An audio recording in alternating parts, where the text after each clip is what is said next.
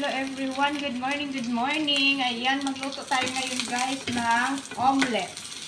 So, ang kailangan lang natin is onion. Ayan, naka-saute na yung ating onion. And then the egg, beaten egg. Dalawang egg kinabit ko dito guys.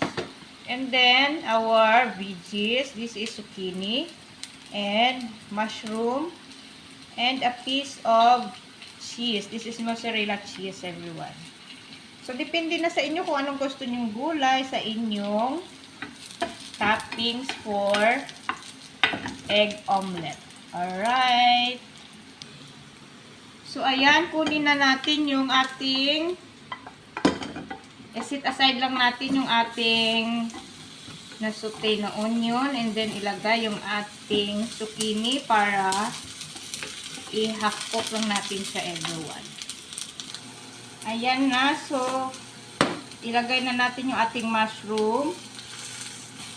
Ayan guys, yung food natin good for the diet person ha. So, kung sino yung nagda-diet dyan, this is the recommended food for you guys. Okay, nagda-diet kasi yung mga person guys, kaya ito lang niluto ko. Okay. So, half-cook lang natin siya. Okay, so season with little salt and pepper.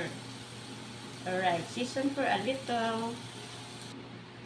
Alright, so lagay na natin yung ating beaten egg for our omelette recipe of the day. Okay, so i-arrange lang natin yung ating na half-cook na veggies. Okay. Very clean yung kamay ko, everyone. So, don't worry.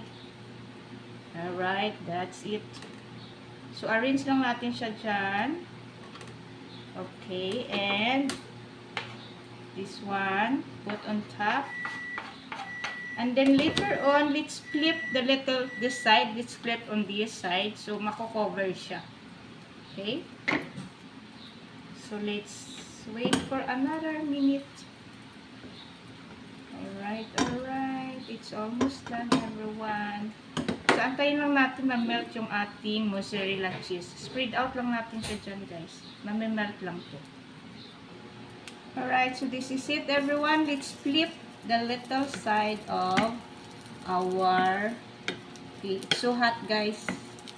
But don't you worry, my hands is a little part of something iron, I think.